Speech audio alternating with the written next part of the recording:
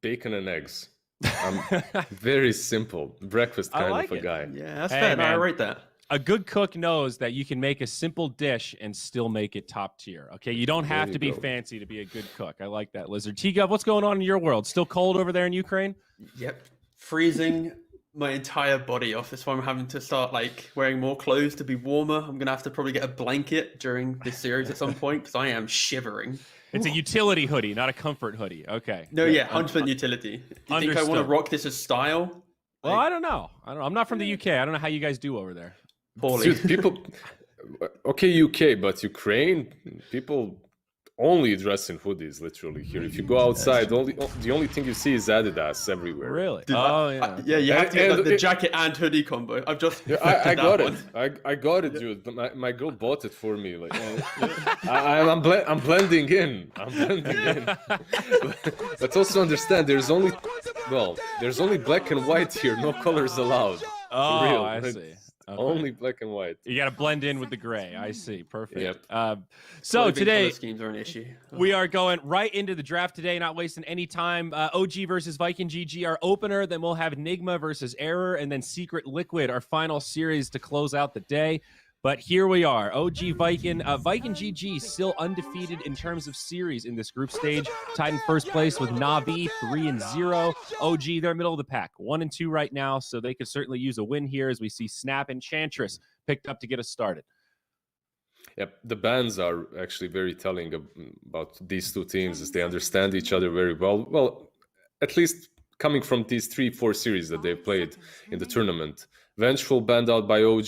That's something that Viking loves to draft with. Vengeful Drow, Vengeful Medusa, whatever the hell. As long as there's Vengeful, you can buff a hero up to make him insane. Same goes for Viking banning out the Wisp. It's obviously why and Magnus, because Magnus PA or anything else as well. Just a strong combo. Yep. Yeah, Staples coming out. Is anyone else playing Venge right now? I feel like that is a straight respect ban against Viking GG for the most part.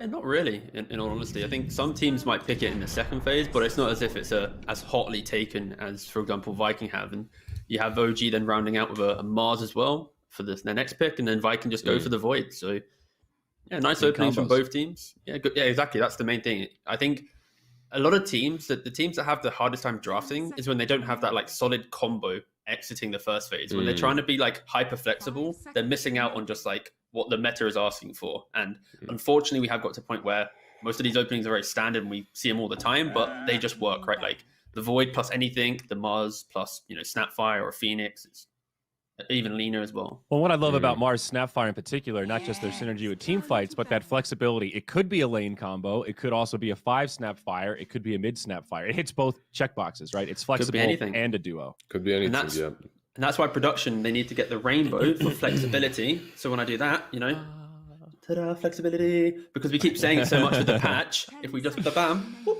But unfortunately, I keep trying to do it and production just isn't, it's fine, whatever. We'll get it No sorted rainbows here. next week. It's same with the Mars, really. If you watch any NA Dotes, they play Mars on 4 and 5 even, so anything is possible here. Most likely mid or offlane, but offlane 90%. Because they're normally the meta setters, right, Lizard? Let's be real. Like, we always look to that side of the globe for what's happening with Dota. For meta. There's that dude that played ET on position 1 and the EU has caught on. I see quite a few players playing that hero, at least in pubs on carry. I got beat by a carry Elder Titan yesterday in one of my games. I'm not going to lie. There you go. He got huge. He got fat. They had an anti-mage at the end of the game. The anti-mage said, "Lol, you killed me. ET's the real carry. GG." And I felt like a real idiot there. I think ET was the real carry. One of the heroes that they've banned out right now, the Slardar. I actually love this hero versus Void, but in a combination, like T Governor talked about, like this combo of Slardar plus Life Stealer makes anyone's life living hell, and Faceless Voids too, because you have so many stuns to work with, and he can't just go for that Mask of Madness build, run in and think that he's going to get away with it. Slardar, however, banned out by OG. That's something that Viking plays all the time, like on offlane, right? Yep. So and the Bloodseeker. It's like cheap damage that you need to use for the Void. The best Void lineups are when you have 4 heroes that can either enable the Void to do more early damage through either itemization or spells, or it's just them having their own natural damage. Like, for example, Bloodseeker with the Blood Right, and then Slardar, you have that amp, and then suddenly Void with Mask of Madness is doing a lot of damage. So, respectable bans. Good so They didn't far. really have anything. Yeah, they didn't really have any damage in that chrono now that you mentioned it. You have Enchantress and Void. Phoenix is usually one of the options that some teams go for with Faceless Void, but I don't think that's your greatest combo. You need damage. You need raw damage now for Viking. Yeah, especially as you see their bans, they're banning out the heroes that are really annoying to deal with, especially when we mentioned that damage, of course, there's only 2 picks in, but out Spectre PA, these are all heroes that Void doesn't like to itemize against, really, because like, how often do you want to go Mask of Madness, MKB, BKB, right? Like, you want to normally pivot for more greed, or at least like an earlier BKB, for example. So yeah, taking away the annoying heroes, so they can, they can survive and not have to go too all in on this Void. What is it, though? A lot of these comfort picks we've seen over and over for Viking removed, and they've decided on the Shadow Demon. All right. Okay, we see this against Void a little bit more as like a save in the chrono, but they're going to use it as a setup, I guess, and a save against Mars as well. It's hero that's being picked up way more often now in the last few days. His stonks are rising, and I actually like Shadow Demon a lot. He always falls out of favor when some heroes that have built-in purge come into it, right? Like some oracles and whatnot. But then again, you kind of remember, wait, this hero hasn't been nerfed. He's still strong if some counters aren't in, and we can play him on position 4. He's a sleeper when it comes to golems, right? Yeah, he's a sleeper when it comes to damage too. Like we always talk about his utility, but his ultimate also does a lot of damage along with the purge. Shadow Poison obviously stacks up to do some hurt. Soul Catcher, still an amazing skill. That BKB piercing purge as well is so sick. It's one of the spells that can deal with built-in BKB heroes such as Lifestealer, perhaps. So it's pretty solid. Where'd you go for the Undying? The weakness of a Shadow Demon, though, is just his like laning threat. He normally comes online like level 3 if he puts 2-point in poison. But before that, he's one of those 4 positions where you have to play around that, preventing the pulls, and he's not like that instant lane pressure. So OG identify that and just go straight away for an Undying, just to take away potentially some of Toby's hero pool as well. Because you think about when you have a Shadow Demon as a 4, you need a more independent offlane. Independent offlanes, they kind of fall into that strength category, right? So yeah, just kind of a soft cover from some of those heroes. I like it. And when you look at the Undying, we've seen it yesterday played by Fata quite a lot, but also Viking, right? They played it too. They love that hero. And who else? Kuro played it with the Holy Locket build, if you remember. So maybe we'll see that once again. It's pretty sick, maxing out the Soul Rip, building that Holy Locket early on, spamming the heal throughout team fights. I like it a lot. But it's crazy that we're speaking of Undying as a hero that's picked a lot once again without any buffs. Nah, you guys just haters, man. This Undying hero, me and my boy Fod, we're big fans of this hero. We never had any issues. I love now that we're talking about him like a healer. Before it was all about the decays, level 1, those 2 hero decays. You can't trade with him in lane. And now it's like, yeah, he kind of bullies in lane. It's good, but it was the Undying Wisp, right? We saw that really broken healing combo with the Soul Rip. Turns out it's still really good even without the Wisp. It's just a big old burst heal. And, well, there's some vision for you. Beastmaster now for Viking GG, another big lockdown. Yeah, it's giving you some auras as well for that Faceless Void in the chrono, but I was waiting for this. I was waiting for Morphling from OG. It's one of those heroes that can survive throughout the chronosphere and really does not care that much about Faceless Void, but you have an Undying with him on the lane that's going to be a pretty fearsome duo, if they're laning together, that is. It's also just the idea that Vikings lineup, it's not a lot of early kind of cheap damage to throw out, and their lockdown is all around like the Raw, the Disruption plus something after, the Chrono. And when you have heroes like Morphling, it's really hard to constantly chain onto this one hero whilst also trying to survive the Mortimer Kisses, the Arena, killing off the Tombstone. And that's what OG is basically trying to play around. It's the Chaos style of fighting, and then that kind of one carry that Viking has to somehow then find within the fight as well, and also lock down with their minimal lockdown. So it's a really nice kind of idea for the Morphling, but the reason for the Beastmaster is it's one of those offlanes that can deal with Undying, and it can also just apply a little bit of pressure. He's not always zoned out because of that board slow, and it allows Viking to play around a hero with structural pressure because of the Void. I love seeing in a draft with Void, just one hero that can kind of go, rally around me, guys. Let's go try and make some moves happen. And then suddenly the Void's just kind of playing in their shadow, and then suddenly, bam, Corona comes in after. So I love the OG's ban with the Invoker. They pick up a puck. Now, T, how many times did you see Devourer this patch? OD. Devour? OD? Oh, yeah. Decorator. Yeah, like once maybe, if that. Yeah, because when you see Faceless Void and Beastmaster, and you're playing into a Morphling, and you're playing versus these Snapfires and Mars, it's an excellent pick. Now they pick the puck versus you, so you probably don't want it because your lane is going to be horrible, and the hero is out of the meta. So but I'd love to see it. I'd love to see it one of these days because it's a good combo with Faceless Void. Yeah. I think I saw it was like Secret was the last people we team run it, right? A couple weeks ago, maybe even a month ago. And, you know, it's a great hero. It's just hard to really get into a draft because it's kind of greedy. What about like Viking? Death Prophet for Viking? Just get another stable mid laner that can add to the push a little bit. Yeah. I don't mind that. Like, you see the bans from OG. It was the DK. Oh, Doom. Okay. Right. They banned out the DK. They banned out the Invoker. These are heroes that can go aggressive. And yeah, they go for a Doom in the end. And when you look at OG's lineup, right, it is just a single core lineup. They're basically all trying to put this Morphling on this pedestal to win the game. So suddenly this Doom pick is value, the stonks through the roof, right? Because what does he have to do, guys? It's cooldowns versus Morphling. That's kind of what I'm looking at here with this draft. Something about this Doom as well is he should have a very good lane, and then you just you get minute 10 phases drums, and you just start rotating across the map. It's not even about that Doom. It's great later on in the game versus Morphling, but early on you just want to be rotating with Beastmaster as much as possible. And Doom is a hero, like we talked about it yesterday, right? He just doesn't lose mid. It's very difficult to lose that lane with him. Yeah.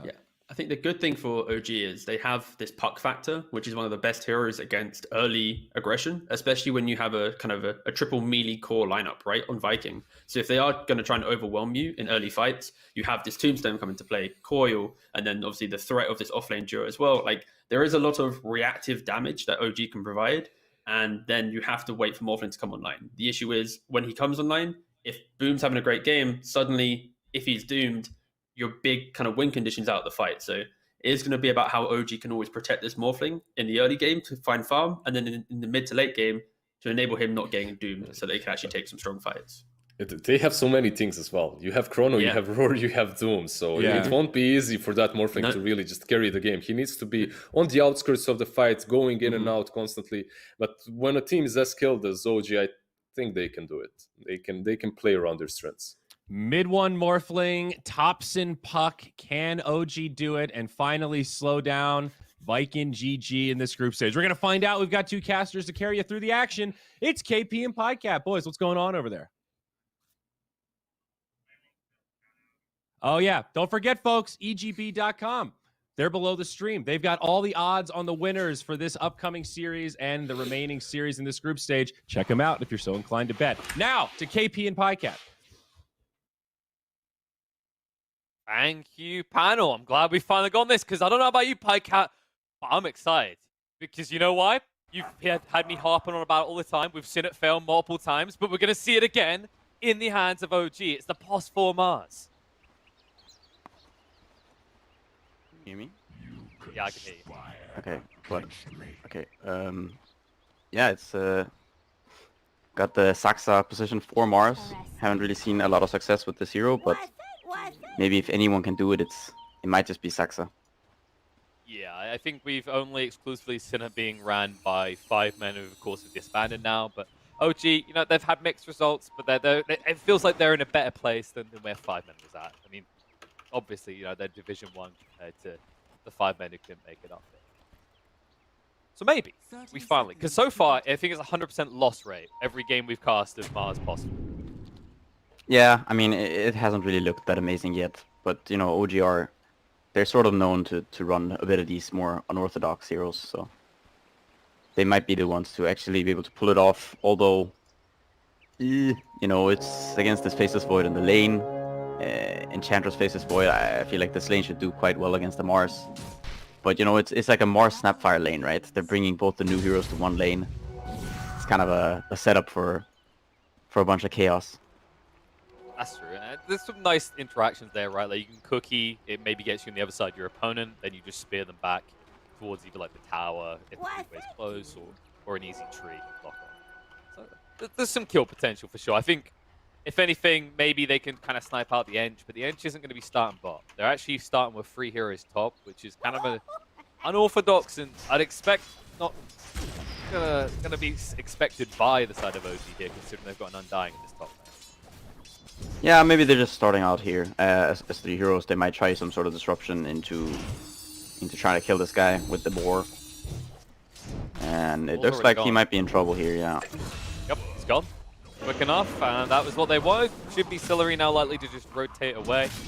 They get an advantage early on in this Beastmaster lane.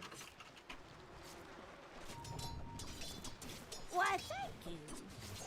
Meanwhile, this mid matchup, are we expecting anything out of the ordinary here? Is this just going to kind of be a farm fiesta back and forth when nobody should die? The mid matchup, you said? Was it? Yep. Yeah. I mean, this mid matchup, it's not a very eventful one, I would say.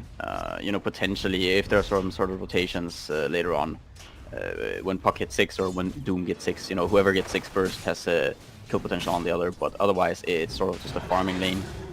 Doom has kind of region to sustain himself with the Devour, and yeah, I mean you're not really gonna damage the Puck all that much. You know, the Scorched Earth might do a little bit of damage, but Puck really doesn't care that much.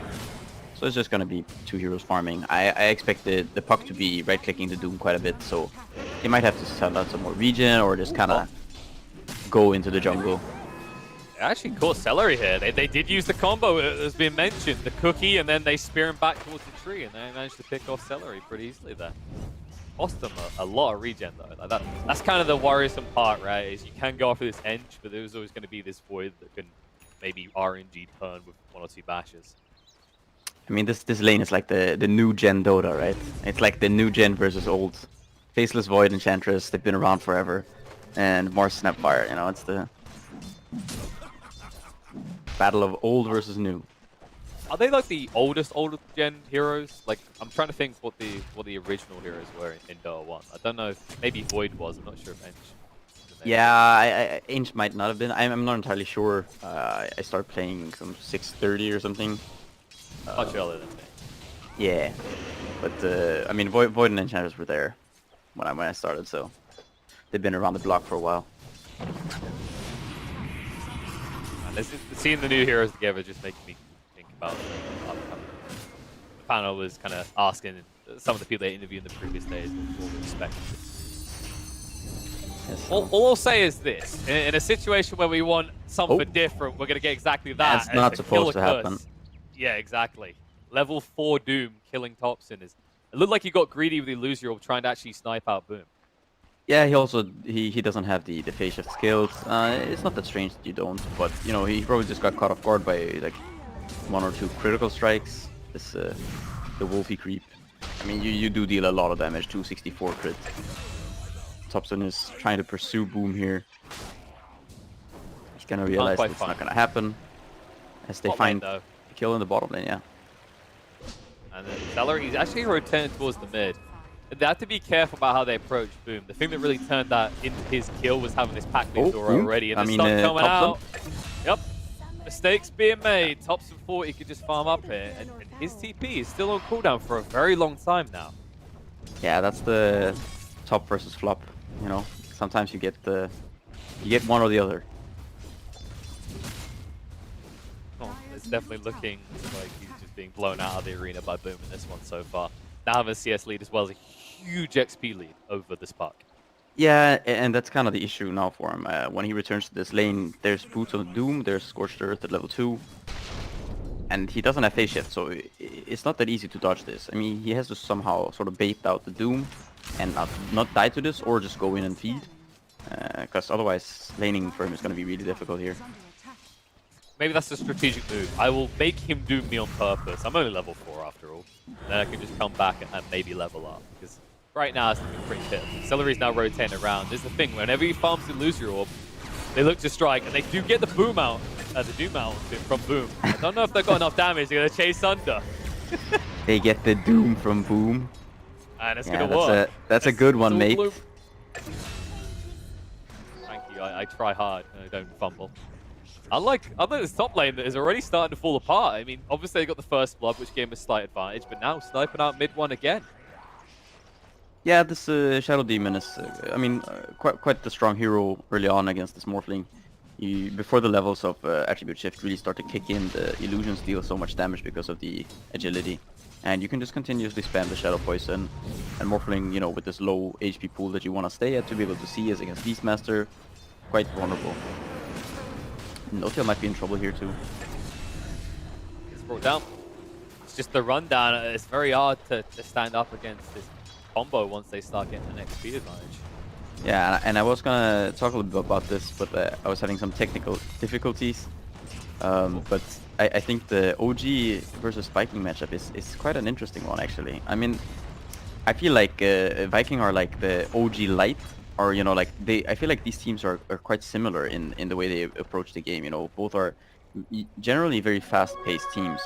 Of course, you know, you've seen OG pick these late game carries and sort of secure the game. I mean, during their TI runs, etc. But they are a very aggressive and kind of early-centric team in general, I would say. I like how you brought that up, because I was kind of thinking similar this morning, because it's like when you look at the way that Viking's been playing the And last the few top's months. on mid. What? Yes. Is he going to get away? Oh, no, I don't think he is. The final tick. Boom's going to keep hunting, and he'll get him. Got it. He didn't move to the loose roll quick enough. Boom's able to get the kill. I mean, that aggression you talk about, like, this is an interesting thing. I like that you call him the OG light, because the cool thing about Viking is this interchangeability. Is while I'm talking, they're going to find another pick in the bot lane, maybe. Seb gets bashed up once finally, and it's enough to get the kill. Oh, no Saxa. No Brash RNG this time. Looks like you get away with this one. Yeah, and this is also kind of the thing with this bottom lane is what I was a little bit scared of. This I feel like this Void just gives a free time, the Mars and the Snapfire. I don't really see how they're gonna pressure the Void. You know, it looks cute and everything, and like you have all these like, yeah, you have your cookie into spear and you know all these shenanigans. But at the end of the day, this Void, he's just gonna time walk. He's just gonna be completely fine, you know. And you're giving away free farm to avoid. Yeah, it's like, what's your solution as the game goes on? It's Thompson, right? Who has only just recently got level 6. You look across at Boom, who's getting close to level 10 at this point. Yeah, and he might find another Doom here on the top, so Oh. that's close call. Yeah, but I mean, you know, you can call them like OG light, right? It's just to kind of to get a point across, right? It's Billy, right? yeah, it's kind of just the idea of how they play the game, I would say. You know, they are a team that they tend to favor aggression. Like, if you look at the Vikings games where they're successful, they're usually around 25 to 35 minutes. And a lot of the time, I think OG has similar game times. They generally tend to have quite short games because they tend to favor these early game run at you, you know, just beat you to a pulp style Dota. And yeah, they're very good at leveraging an early advantage, right? Doom, there it is. He finally finds his target. he found it in this rune top. Topson should be kind of aware of this because they have this ward to spot it out, but Meanwhile, bot. they might find Heroes Shad here. coming. Yep. Hard committal though, but with the Tombstone down, looks like the Beastmaster will stop his rotation.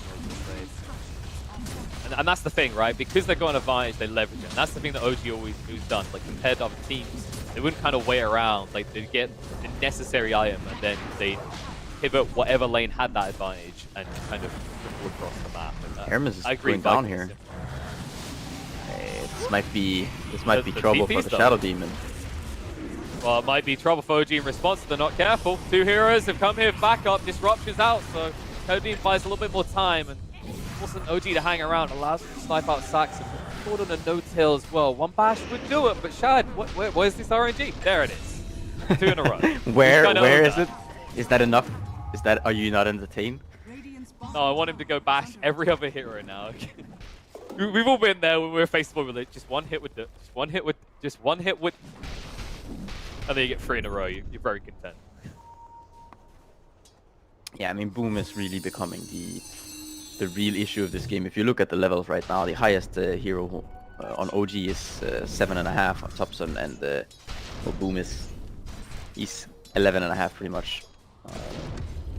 It's just he's getting quite close to his BKB here at the 10-minute mark with the face boots and the bracer. This Doom is very quickly becoming, you know, quite the issue here. I would love to see how this rates in timings, because this has to be up there. Like he's gonna have the BKB probably by the 11-minute mark. He's only gonna slow down a little bit because he's smoke rotating about right now. And I just love the way that they complement each other, all these cores, right? Because you've got this pack leader's aura, and you've got a Beastmaster, and then the Faceless Void. So that issue of the Chrono not having much damage in it, it's not true. Shad actually hits pretty hard when they come together as fun. Yeah, I mean, and Shad is just going for this Midas. He's trying to secure the game going forward. Doesn't feel like he has to go for this Mask of Madness build. Maybe just because of how far ahead they are. Generally, if you look at these heroes, they don't have an insane amount of damage in the Chrono. Shad might be in trouble here. Oh, yeah. The damage is there for OG. They smoke rotate for that. They patiently waited. It's a good pick off. It's two big ults, but that is probably the best skill you can get right now if you're OG. Yeah, the thing about the OG's draft is though that they don't really have, until Puck Ags, they don't really have any sort of ways to deal with this BKB, and the only physical damage they have is this Morphling, and the Morphling is not off to an amazing start. So once you get a bit of armor on, you know, let's say Doom, some of these other heroes, Beastmaster might be going for the standard kind of solo crest build, looks like he is. It's gonna be quite problematic for OG to be dealing a lot of damage once these heroes get to some BKB, maybe a pipe or glimmer capes, etc. Speaking of BKBs, the man with one is moving around the back here. They do jump first on the Shadow Demon. And the BKB from Boom. He'll pursue forward, look for mid one. Moves across the side. The Prime Roar is going to come out to 7 in the meantime. The Doom gets thrown out. Undying is already dead. Rita does go down. They try to turn on to Toby. A lot of damage, but isn't going to be enough. Huck does arrive to assist, but Toby stands his ground and fights. Trying to move away. Comes to the final hit coming out. Might be good enough, but no, he cancels it. Toby gets out of range. He's going to live along with the Shadow Demon, and Viking perfectly playing with their HP pools to bait OG into their depths. Yeah, it kind of looked like Boom was just pursuing that way too hard. He used the Doom on mid one, but mid one just walked away. But in the end, Oh. Alright. there's just no damage for OG. Their heroes are not, they don't have the levels. They don't have the items at this point. Thompson is, yeah, I mean, he's having one of those games. He has two names, two nicknames, and sometimes it feels like you're flipping a coin at the start of the game to decide which, but Viking, they didn't want to leave anything down to chance. They have eradicated him in that mid lane and beyond with this Doom pick. Yeah, and Chad is he's just queuing up the BKB here. He understands that the only way he dies is to these spells. You know, the Puck Snapfire combo, some sort of arena, whatever. Once he's used Time Walk, that's the only way for him to die. There's no physical damage to be worried about whatsoever. His Morphling is far away from dealing any sort of relevant physical damage, and so he's queuing up the BKB. And I think this is just a nice decision. He's just gonna feel completely safe and just be able to just keep free farming. With this Midas, he should be just pulling ahead of the Morphling, or at least tying with him, which is totally fine if you're a Void. Yes, because your lineup synergizes, like we mentioned earlier. It's all these auras, the way these heroes are building. It means that you don't necessarily have to just go glass cannon-y on the Faceless Void in this game. And that's always been something that Viking have been very good at, is this interchangeability of parts. It's not like you have this one true carry, and that one true carry is always Shad. They always have this switcheroo. Whoever's doing well, they can kind of back up that lane and push in a bunch.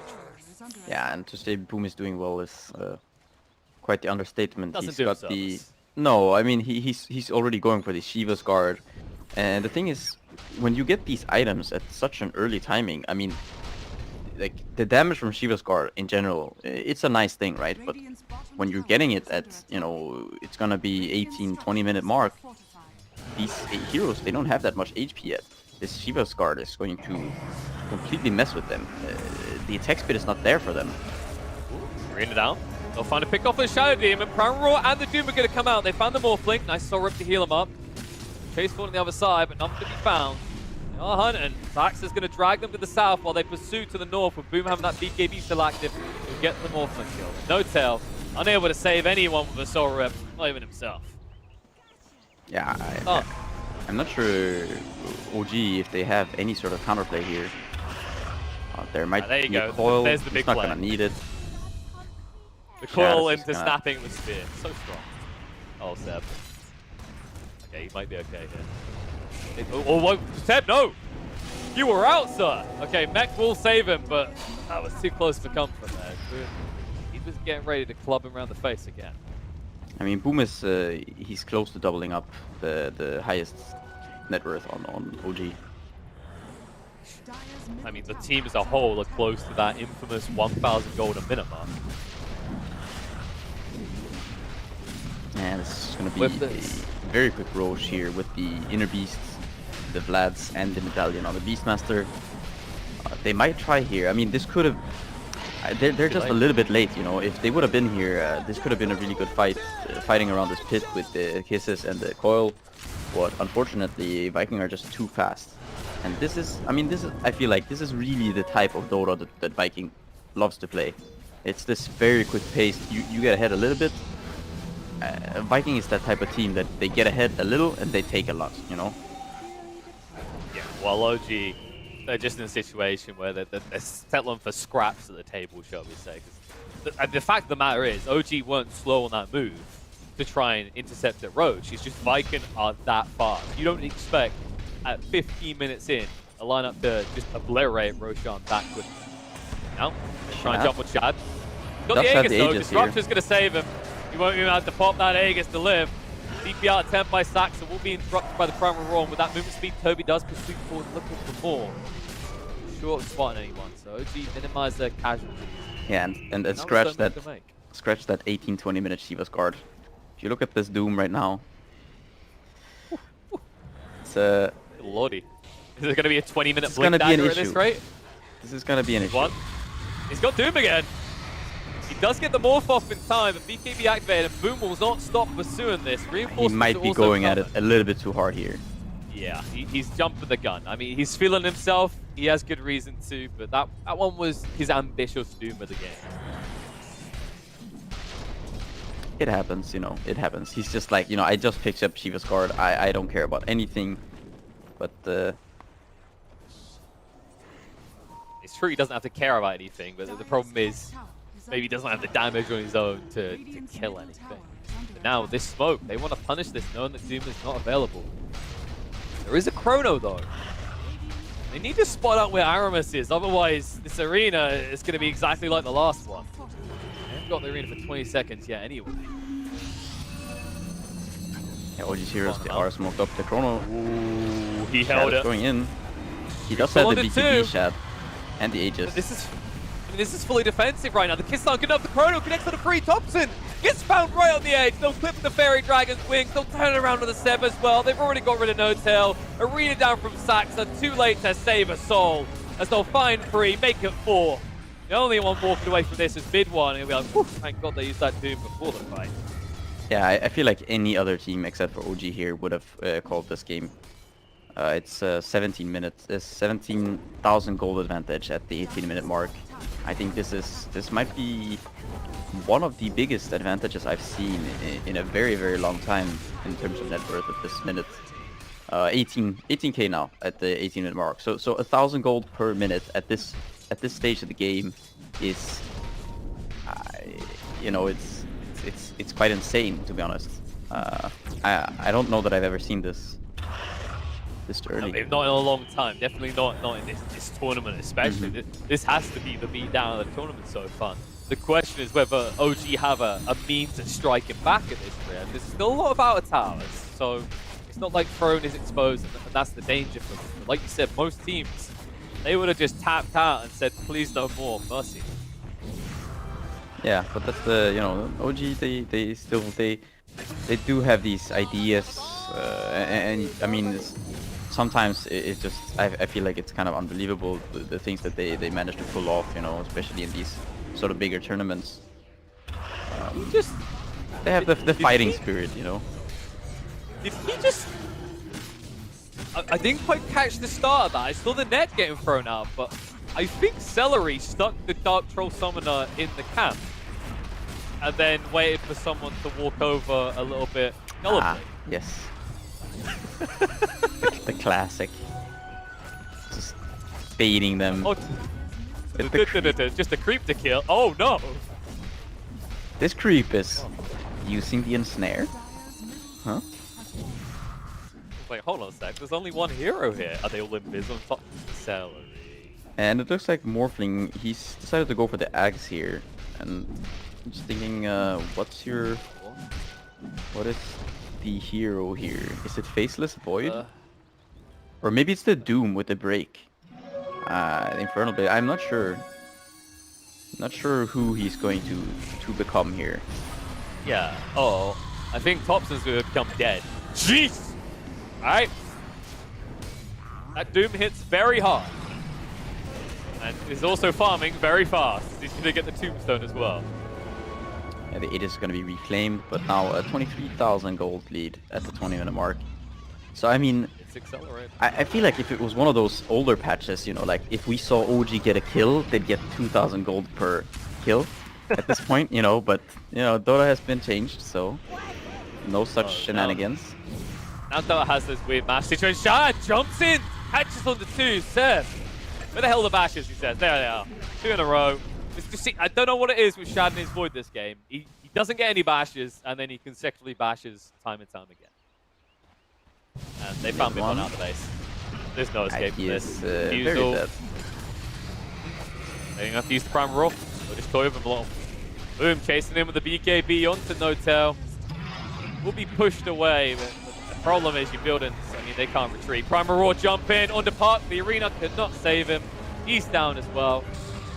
You just feel like it's a matter of time at this rate before OG submit, as they're going to get team wiped here. Yeah, at this point, you know, it's starting to feel like, I mean, a meme or whatever you want to call it. It's maybe OG are just trying to see how much of an advantage, you know, they can give away. I mean, maybe it's just one of those never give up, never surrender. They've got too many motivational posters on their walls that's kind of working against them there. It's up to 28,000. It's going to be too late now that they can't get mega creeps because this bot lane has completely been ignored due to Viking always having fun with corpses in the top and mid. Yeah, I think this game, a lot of it starts, I mean, obviously with this mid lane, Boom getting that solo kill onto Topson, and then, I mean, it escalated very quickly, the rotation from Celery with the Mud Golem. There was no point in phase shift, and after that second death, you know, when he comes back and Doom is level 6, he's level 4, the lane obviously it's very, very difficult to sort of come back in that point, at that point. But I also think this, you know, the Snapfire Mars, there might be a reason why this Mars position 4 hasn't been successful. At least I feel like they haven't really proven it so just yet. Coming in, Chad. BKB, Prime will be thrown out to Seb. They're getting rid of the Tombstone. Doom was thrown out to the park, so he's going to go down. Seb, nowhere to run or hide. He's going to fall. Buyback comes out from Thompson. He's been holding on to that Dream Core. But what do they have to combo with it? They've got nothing. Arena's still on cooldown for 10 seconds. Tide Violation's making it even harder. No-Tail will also fall on the side to the right click to Boom, who is going for an Octarine Core in this game. They finally give up. They go, no, that's it. GG. We wondered when they would surrender. It took 32,000 net worth lead at the 23-minute mark to finally acknowledge that Viking had them by the balls. I mean, mid one he tried the Ags and he wanted to use, he became the Undying and he was gonna steal the K, but unfortunately for him, No-Tail only had 1 point in the K, so there's no real Q spam available for him. And yeah, I mean, this is probably the biggest net worth difference I've seen in you know, in competitive professional play. As far as I can recall, you know, there must be some stats on this, but I mean, that was impressive. Yeah, and I think a lot of it comes down to the draft. I feel like it looks very awkward, this bottom lane for OG, and obviously Topson having one of those sort of off games did not help very much.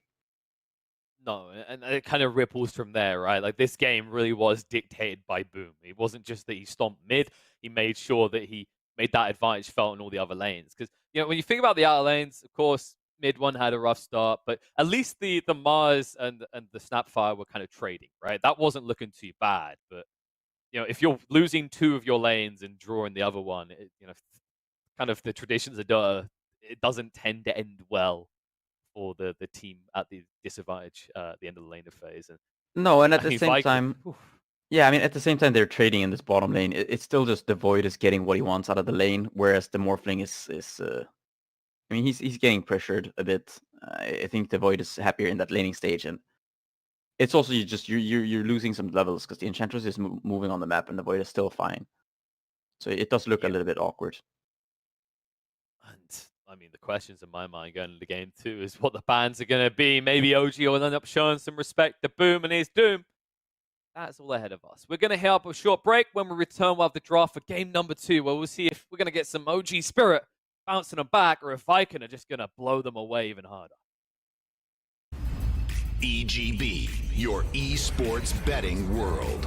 The only place to find the widest choice of popular games and matches to win real money. Choose your bet on a single event or express of several matches with dizzy odds. Serving the market for 7 years with over 800,000 users. Join now to get your bonus for the first deposit up to $600. EGB, you know for sure who's gonna win.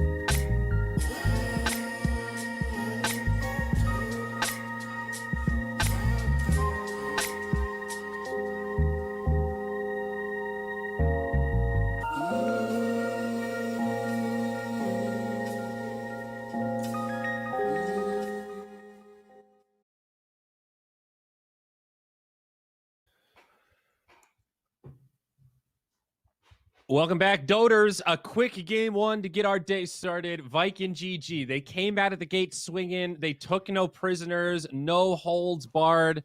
That was absolute devastation. I'm sorry, OG fans. I'm sure you were excited for this series, and that was a big disappointment if you were really cheering for OG. They got slaughtered. Yeah, it was devastating. Like this mid-doom. All right, I'm just going to quote some timings real quick, right? 11 minutes 30, BKB. 16 minutes 44, Shivas. And then 22 minutes, he's in their base. Cheeky little GG tree. Items on the floor. Boom's just kind of flexing on OG. Like, that was a devastating game. Oh. Yeah. There isn't really much to analyze, right? Like when your mid laner loses as hard as Topson lost in that game, you can't really analyze the game. You can't even talk about strategies because you're literally one man down. You're playing without a hero. So it's extremely difficult to play the game. That was a support puck, right? Brown boots into Urn with Wand. That's not your standard puck build there. They had the support puck, support Mars, who was really a position 4, and then you had on top of that the support Grandma Snapfire that went for Max. So you literally had no damage, as the game was ending, but the game was ending so fast that it didn't really matter, right? Yeah.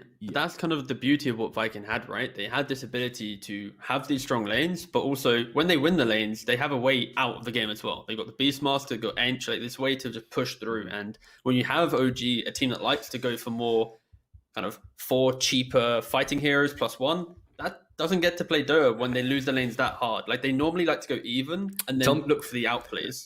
What exactly gets to play Dota when it loses the lane 0-7 minute 10? Mid lane. Let's think about it. Let's brainstorm, all right? Let's brainstorm. What exactly comes back versus a minute 16 BKB Shiva's Doom? Like, not much. Is there something? Really, I'm digging deep here, and I'm not finding it. I'm thinking of like what heroes can utilize Midas right now if they were even able to farm it with that many deaths. Like Arc Warden, maybe that they have case for Ogre multicast. Let's get the boys from that. Memes aside, it is a very great game from Viking. The fact that they demolished the lanes and then also just showed them no mercy. They never gave OG a chance to even look good in any fight because they just walked over them and just played really well as a team. It's just Vikings showing up once again. Yeah. Sorry, go. You go first. I'll bring up something else. No, just a couple of team fights. You could see why Morphling could be good there. If you itemize correctly, you have that Undying killing you. You have Cookie. They would have problems catching him even with Doom and what they had, like Roar. It doesn't matter because as long as he shifts prior to that, you set up that coil, then you counter them. Afterwards, Morphling rejoins the fight when the spells have been used. If you don't go 17, like then you if can he do doesn't that. have a Shivas at 16 minutes as well to also take away that regen, it's just very solid. And I think the scary thing as well, if you look out of this series, this Division 1 playoff bracket, right? Bottom 2, they go down to Division 2 playoffs, right? Yes. Do you want to be the team? Like right now, OG, I think they're sitting like 1 and 2. Yeah. Alliance 0 and 3, Liquid 0 and 3. We're potentially going to be seeing, again, it's early days of the group stage, but how it's setting up right now, we're going to see at least one of these big name European teams that we've looked at always at the top, potentially going down to Division 2. That's just a scary thought. Just putting it out there as we're halfway through this series currently. Yeah. We're about a third of the way through the group stage. I think there's 15 days of group stage, and today is day 6. So, yeah, it has not been a great start for OG. That's definitely true. I want to talk about this Mars Snapfire thing, though, a little bit. It's a topic independent of them losing lanes that game. We kind of assumed that might be a position 3 Mars with a support Snapfire. They ended up doing the old NA strat, right? Position, the support Mars. Is this good? Do we like it? Are there situations where the position 4 Mars makes sense? Because I'm not seeing it. Look, it can definitely work. It's unconventional, and let's imagine that this game was a normal game in which that Grandma gets to get the Aghanims early on. Then your Mars doesn't really need an item. You toss him in with the Aghanims, exactly. he uses the ulti, and Okay. you can follow up from there. But the problem is that, like we talked about this, right? The Grandma goes for mech because they're losing the game so hard. He's trying to heal a little bit. Seb is trying to give that utility. But when you do something like that, you're just signing your own demise because you can't come back. Right? Yeah. I think the key thing is you have to ignore this game. In the principle, like if you're Viking, of course, game was great. But if you're OG, you just kind of forget about it. Like their idea of strategies, it can work, right? But against what they're playing into and the fact that you use lanes, you kind of have to write it off completely. And this is where OG need to look towards their bounce back and what they can bring to game 2. And like we said about that Mars and Sapphire lane, it can easily demolish games. Lizard touched on that initiation factor. Like it is, in theory, a very strong lane. You have that disconnect with the Spear as well to enable the offlane Grandma. But again, this game is a complete write-off. Viking dumpstered it. Boom. You have to think about game 2 because if you think about this game any longer as an OG fan or even OG as the team, there's no way you're going to bounce back for the second game because you're just going to be thinking about how much you got handled by Viking. All right, you hear that, OG fans? Wipe it off, all right? Cleansing breath, pretend it didn't happen. We're starting this series fresh. OG, they're going to win 2 games straight up in a row, and we're just going to pretend like this didn't happen, all right? That's the it's mental the best state. of 2 now, guys. Yeah, OG needs that mental energy, everyone, all right? This is like the end of that Ghostbusters movie. If we all think positive enough, we can save New York City. Let's see if we can save OG here with a little positive mental energy. Sending the PMA to them, but you know what as well, while I was in some teams, when you lose the first games in this fashion, I think it's even easier than when you have this struggle for 40 minutes and then you lose it, right? This game, things just didn't go their way. It was just a bad game. If you remember Storm Spirit by V as well, it's just a game in which everything goes poorly for you. That Puck tries to man fight the Doom like 3-4 times in a row, falls to him, then Enchantress joins as well, and then he dies again. It's just a bad game. I don't think that you get that upset about it. It's one of those, all right, we couldn't play Dota at all. That's what happened. I know what you mean. It's way less draining than the 60-minute, like, both of us had chances where we could have won, but then we were our own worst enemy. Those are the ones that get so hard to shake off going into the rest of the series. So I would agree with that. Because those games actually show who's the best team, right? When you're struggling, when you're fighting against each other for 40, 50, 60 minutes, and then everyone is kind of making the mistakes, but you just make one extra and you lose. That's the worst feeling. Well, losing a game that you could have won. Game 2 hopefully coming up momentarily here, folks. The draft should be underway. Viking versus OG. I'm curious what the big switch up will be for OG here coming into this. Like, they banned the Lina and Venge, I think, in their first two. Banning Puck. Ban For Puck for themselves. We Get don't it want to even out. think about it. We're banning it. It's the Kuro strat. We'll just ban the Storm ourselves, then we don't have to pick it. Yeah. There we go. Yeah. Oh, bless. But no, I think you have to look towards just the openings that OG are going to be able to present right now. The bans coming out from Viking, it was the IO, the Magnus. They offered up Snapfire. And then outside of that, OG hasn't really had any other strong opening, especially on first pick, right? And OG are going to be second pick this time. So, okay, they're going to maybe see them offer up a hero just to force the draft, right? I think when you lose game one of the best things that you can do is force the draft in allowing your opponent to have a hero that they're good at, just so that you know, okay, we know that the lean is going to come, for example. We know, this type of hero is going to come A into play. Wisp, perhaps. Let's see if I can actually Yeah. leave that go through, because we have Exactly. seen Nigma do fairly well against the Wisp with the AA pickup. That's like one of those heroes that's completely forgotten, but still can be used versus the Wisp. Yeah, there it is. They Yeah, banned out the Spectre. the Spectre instead.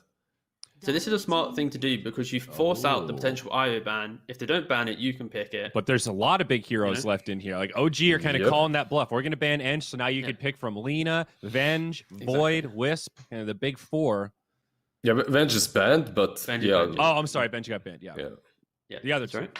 But Slardar, Bloodseeker, all of these heroes. They go Yeah, for that, Viking go for the IO instead. Yeah. Okay. All right. Now let's see if OG can pull off what Kuro pulled off with Nigma. Can they actually counter this Wisp? Can they play fast enough against it? And what strategy will they actually involve versus Wisp? Because there's so many. And one of the things that you have to always think about is matching the farming speed that Wisp brings to his partner that he's always around with, right? And that he's going to be stacking for that position one. And when you do see Wisp against you, you need to be thinking about heroes that can match up that farming pattern. Position one versus position one. So yeah, it was. Did you mention Enigma, Lizard? Is that what you were saying? Yeah. They played the AA, It was right? the Liquid. Well, so there were a couple. The Liquid versus Viking GG series. That was the one where Liquid played Enigma all 3 games, and the 2 games that Viking won were both games where they got Wisp. And I remember that game 3. That was the Wisp, Bloodseeker, Venge, Medusa, Puck lineup. Oh yeah, I Viking GG remember that game actually. Yeah. Kind of slaughtered. That was that the 1 in 19 game. Actually, it might have been because they did have Storm on the side. Oh no, that was a different. That was the No, Storm. that wasn't yeah, it. No, totally no, different. it wasn't totally that. different. Yeah. So I got my wires Wasn't crossed. Nigma. But It was- yeah, the Medusa. was They that went 17, 2, and 6 on Dusa that game with the Wisp. It was that game in which they just made Medusa this godlike hero that you couldn't touch, you couldn't approach. Yeah. I by the way, I love Clock versus both of Yep. these. Versus Wisp, Of it's course. not that great, but versus Lina, Clock is just a godlike hero. You can always solo her throughout the game, so it's very nice. When you I was, see I was ET interested. Clock, what do you think about positions right away with these 2 heroes? Flexible in terms of ET, of course, with Seb could be offlane, it could be 4 on Satsuka, and the clock could easily be 5 or 4.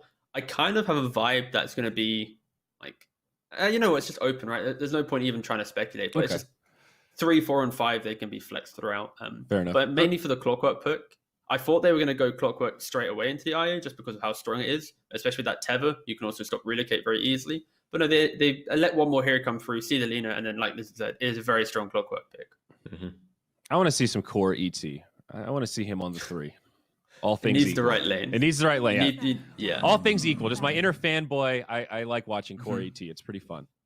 You can see that they're banning out the Sven right now, so most likely we'll see all these good combos. Well, not all of them, but a couple of them go out. But when you're Viking GG right now, you have to be thinking, okay, we need a Wisp combination, but we also need a laner that's decent versus ET and Clockwork, or one of them at least, and that doesn't suffer versus ET's natural order. That's a big thing now. That opening from Elder Titan really makes you think about some of these heroes, because Morphling per se is not an option for you anymore.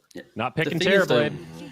Yeah, the thing is though with Viking is they pair this IO in like different ways. So it has that laning threat of Toby playing the CK or this Bloodseeker, and you have that potential. Or they've suddenly slotted in that Leshrac mid, so you have that accelerant or that enable tankiness for the Leshrac. The other games where they're just pairing it with the carry, which is the Sven or Medusa. Like Viking have in their draft, they make sure that the IO can enable the offlane, but then it always pivots back into a position 1 or 2 activated from the core, because we see often nowadays that like IO Slardar, that is the pairing. If they have a bad lane, the game's kind of hard. Viking always cushion this IO pick with 2 cores. So I'm looking at CKs, Leshracs, Bloodseekers. These are Slardars as well. Like these are the main heroes for Viking to have that kind of double pairing.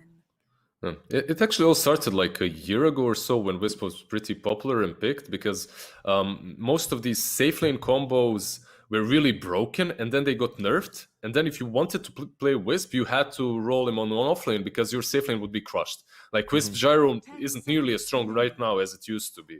That combination was hardly matched by anyone on the offlane. It doesn't matter what you picked, but it's not the same any longer. And usually you have to think about some offlane combos. Very thoughtful second banning phase here. OG now in the reserve time. They're discussing Bloodseeker ban or not. That's what I'm currently thinking they're talking about. Because every time they've had IO and Viking, the most dominant games have been the IO Bloodseeker, and then paired with this like hard carry that just laps up the free space. And it's really good with Lina too, right? If you do play Lina on the offlane together with Bloodseeker, that lane is crazy strong throughout the game. It's good too, but they go with the Void as well. I think why the Void is actually banned out is, first and foremost, you have Lina. Wisp is all right with him, nothing crazy, but all right. But these bans, like this PA ban and Pugna ban, kind of gives it away in which direction they want to go. And you just get rid of that. There's the Enigma. We got an Nigma. All right. OG Enigma. Okay, this is a obviously the IO counter back in the day, because of course you just black hole the fella. There's no BKB piercing stuns right now, but Viking, they have 3 more picks to cover themselves from the threat of what an Enigma can provide. The way in which you look at OG's heroes, a little bit of early pressure, early pickoff, but fundamentally they are going to be playing on the let Viking run into us, and then we'll just dominate them in that, the ET reset the fight, the black hole on top. It is punishable for sure. I think the ET pick now should be relegated to position 5. And when I say relegated, I don't think it's that bad for them, because you picked it versus a Wisp. ET on 5 hates heroes that he cannot hit, he cannot reach, that slow him or impair his attack speed. Your Venomancers, your Phoenixes, whatever the hell. Wisp combos don't have that. Like, they never do. And now you will have like 100% certainty that you will hit 2 heroes with that Astral Spirit. You'll get that, plus 100 damage on level 3, and that lane should be pretty solid. Plus, you have a combo of Enigma plus Clockwork on the offlane, which work really well together too. Yeah, it frees up the Clockwork to play this game, right? That's like the best way of thinking about these type of offlaners. And Viking, like, this is the big fear for OG's draft, is it looks good for the fights, but how you get to that point and you can fight. It is a greedy lineup in terms of where's the early damage? It's non-existent. They're relying on now their position 1 and 2 to come into play. And then Viking, they're like, all right, cool. All we have to do again is the exact same game plan. Have strong lanes. If we go even, we can still pressure. We can go Roshan. We don't care if you're going to have this better, like, scaling threat of a black hole. We're just going to end the game again. They're just going to go all out aggression. Yeah. I love the Beastmaster here. Exactly what you just said. He comes online early. BKB Piercer for the Enigma. Great vision game for the Wisp, and also just against the Clockwork and Enigma.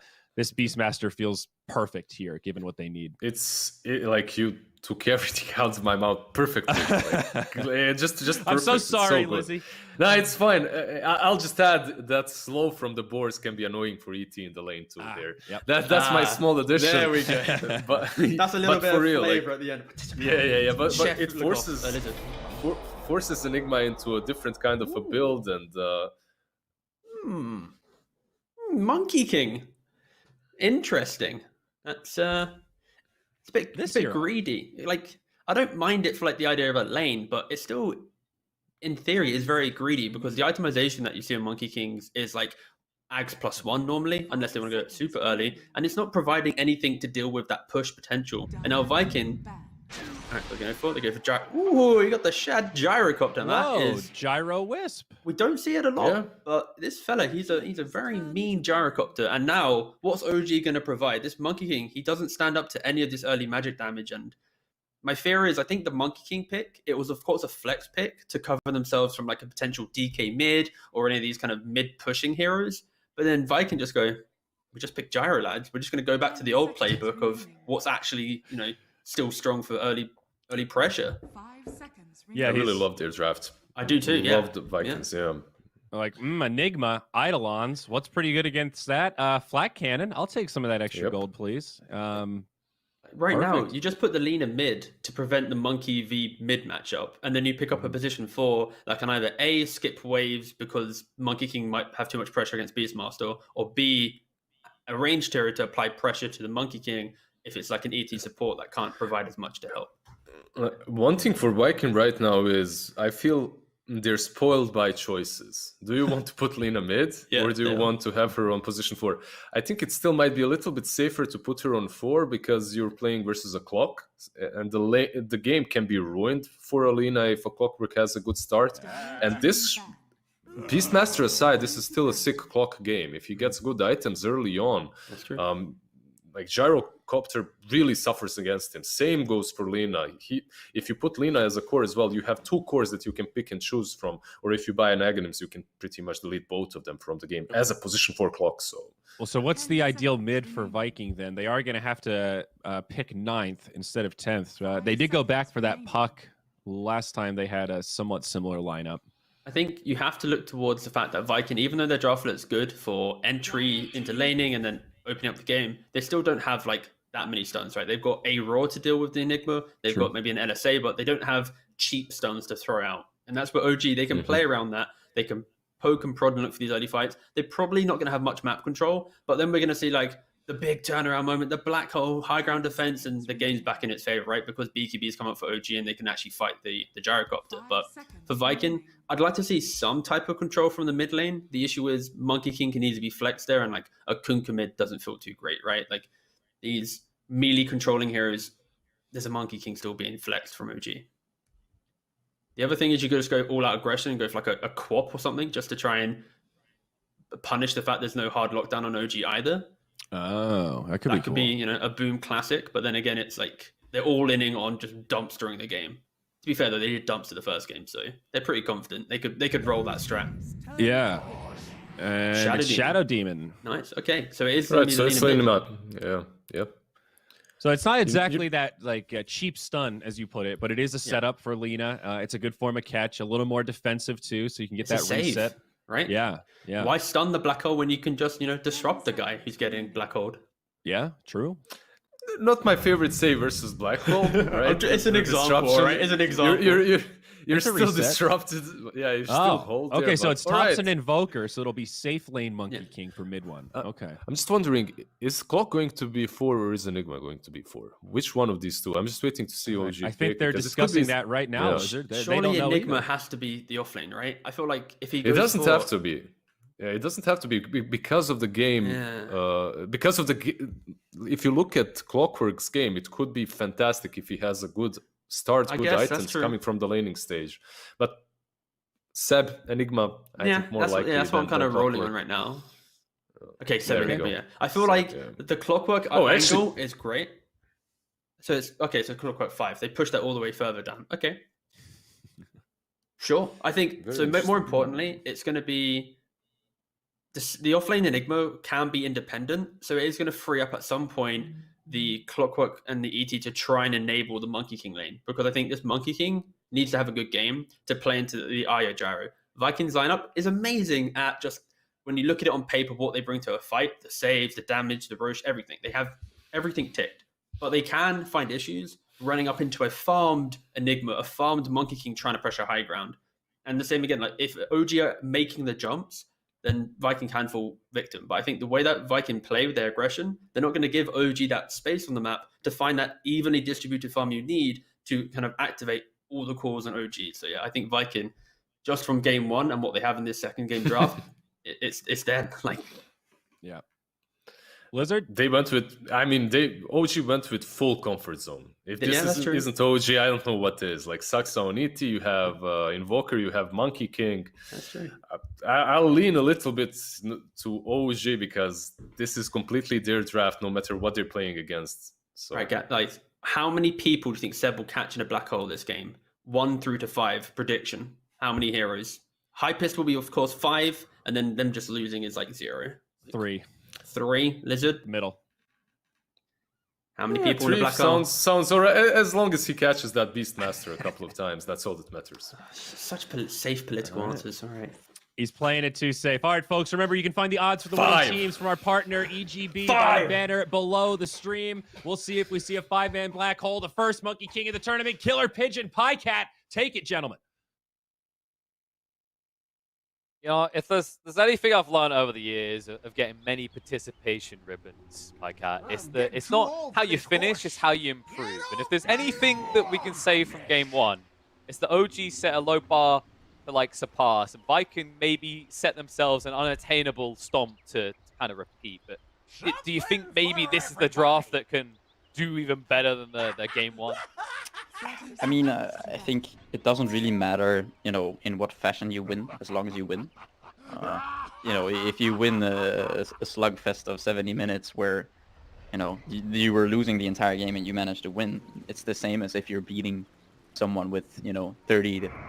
I mean, it doesn't really matter, right? It's just winning is what you care about. I mean, potentially in you know, when it's not TI, some teams, they can, you know, play tournaments and just kind of play them as a more serious practice. Yeah, I mean, of course, you know, but I think the thing is like this. I quite like Vikings lineup. I like it really a lot for them as well.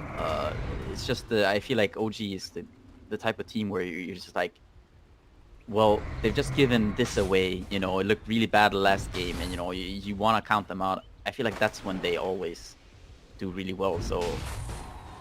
When they're seen as the underdog, right? Yeah, and exactly. with how that game 1 went, how else could you feel about them? Like, that was quite the obliteration. I guess the other element is, you know, usually when we see a team get beat down that hard, we go, oh, man, I wonder what the team morale is like. We know OG don't get affected by that. Yeah, they're already... swinging away. Quite a bit of damage though coming out of the Shadow Demon. Yeah, and that's the thing, right? Because that boar is slowing down mid 1 so much that you're trying to focus out Toby, but that just frees up Aramis to stand inside and just press a button on repeat. Everybody's got their sticks though. It's not super fun to play this double melee lane into this Shadow Demon, I think. Also with the boars, obviously, it's gonna be quite easy at some point to just continuously stack up these poisons. It's going to be a bit scary for OG here in the safe lane. The mid lane, I don't think we expect anything other than Boom to start building an early lead. Hopefully the difference being this time around that we see some more Godson and not so many deaths on this Invoker. Yeah, I mean, Invoker is one of his sort of go-tos. It's always been that way, so I expect Thompson to do, you know, he should be fine. Of course, Lina is slightly favored in the matchup, but we'll see, you know. Maybe we get a Godson this game. Exactly, and then the other thing is that there's maybe not as much pressure on them to completely dominate lanes, right? I feel like when you look at OG's heroes, it's more about surviving the laning phase and then doing something afterwards with your big spell costs. Yeah. And, you know, who knows, you know, and they do get the first blood in the safe lane. I mean, in the off lane here, OG's. Silence is golden.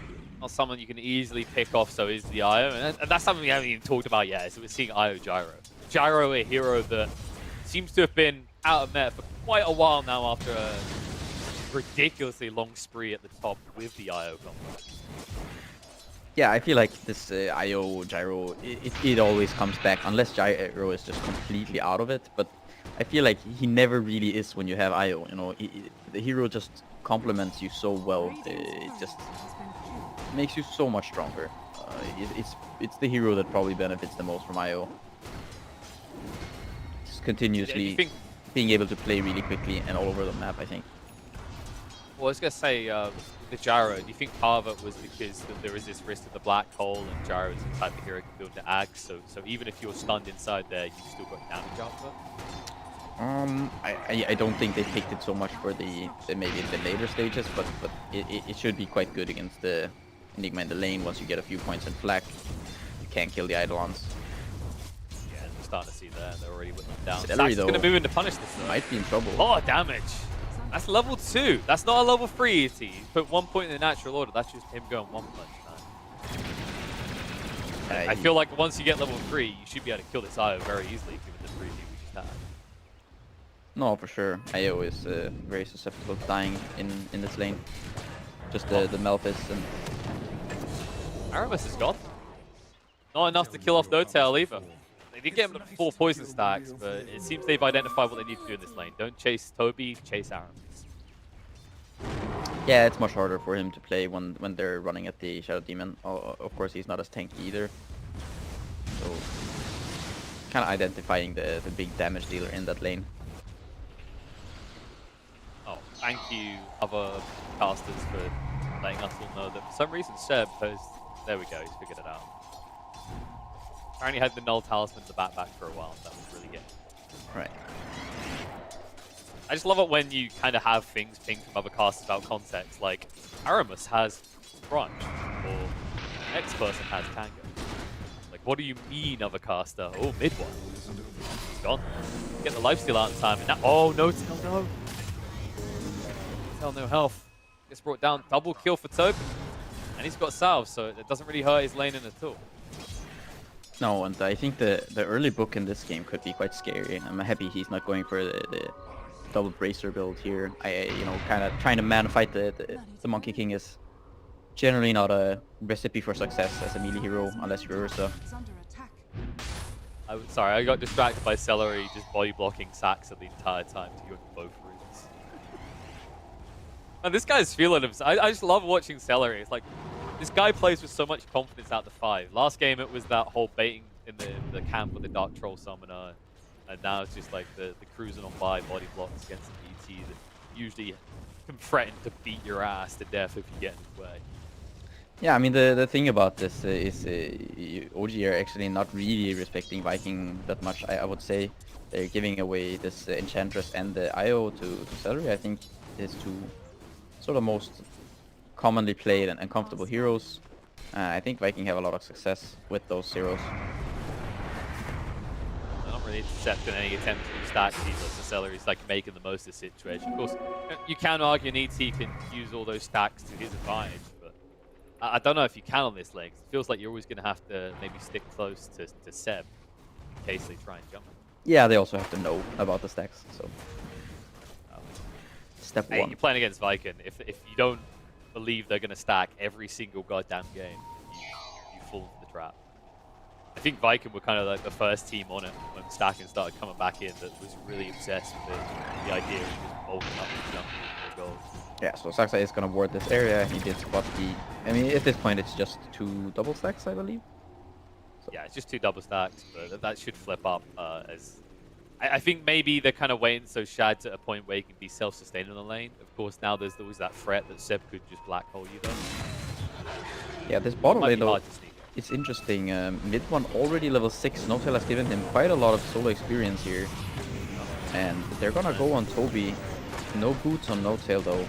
And these boars are proving quite annoying for mid one. He does manage to bring them down. Is it because the damage may be done here?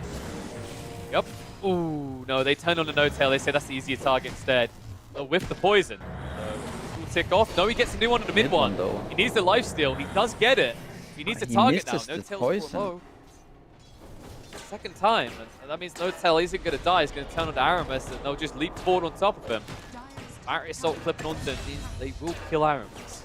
Yeah, I think Aramis, he missed those two poisons, or I don't know if it was 2 or 3, but he missed those poisons. And oh, he managed the quelling. Oh, he was randomly guessing for a while, then he saw him leap through the trees, and with that rotation, Boom gets a big gold influx. Yeah, it's also very useful for Toby. He's gonna get to 6. He's got the book flying out now, and now all of a sudden I think the lane becomes a little bit difficult to Monkey to stay in. I think you need to bring in a sort of a third hero to this. In anticipation of the Beastmaster using Roar and his book to try to kill the Monkey King, you want to be bringing a third hero down here so that you can kind of make this counterplay when the Beastmaster uses Roar and his book. And if you don't get a kill with that, then Beast feels very sad all of a sudden. Yeah, Unless and the other thing, mid one could also just be the one rotating himself. Yeah, maybe that was the plan, because Monkey King is that type of hero. You go to a lane, you get your Jingle, you make a kill happen, and you just kind of try and snow kill, right? You try and jump through the trees to another kill and another kill. Now they're looking for some kills. They knew they were going to come over this farm stack. Shad in a bit of trouble, so level 3 IO, so there's no real way to save him. Pulse, oh, Toby? Okay. He thought maybe, just maybe, I'll be able to save him, but you can see when he threw out that proper roar, it was already far too late, and they don't hesitate to commit the black hole for that pickoff to easily secure the stacks. Yeah, and I think it was a pretty bad idea by Toby there. I think you exert much more pressure by staying in this bottom lane with your book, and you're a Beastmaster without boots, now a Beastmaster without boots, and TP, and Necrobook. You're gonna have to do the walk of shame back to the bottom lane. Even if you came there, you know, you were never gonna save the gyro, and so trying to get some sort of counter kill in your own jungle, it's not very useful. Pressuring this bottom lane would have been much more efficient for the Beastmaster. So kind of shooting himself in the foot there. And you have to be careful, because both these teams said that they both like this kind of run-at-you style of Dota, where they make one mistake and those snowball quickly. Lycan right now maybe making the bigger critical mistakes. They're at least able to secure the CS, and boom, not able to find Thompson. Gets invis in time. Laguna was committed as well. Boom. Just have to sneak off back to the runes, but we'll find a haste rune, so likely we'll see Lina rotating again soon. Dire's top tower is under attack. Shad's found his new home. The problem with that is, like, now that you've shifted to the jungle, mid one has a free lane in the top, so that worry about the beast in his book is now just being dodged out. Yeah. And oh no, he gets caught in the cogs. A jump forward on top of him. LSA does come out in time. Io's going to be there just in the nick of time to maybe save him. EMP needs to get out of range and able to move away.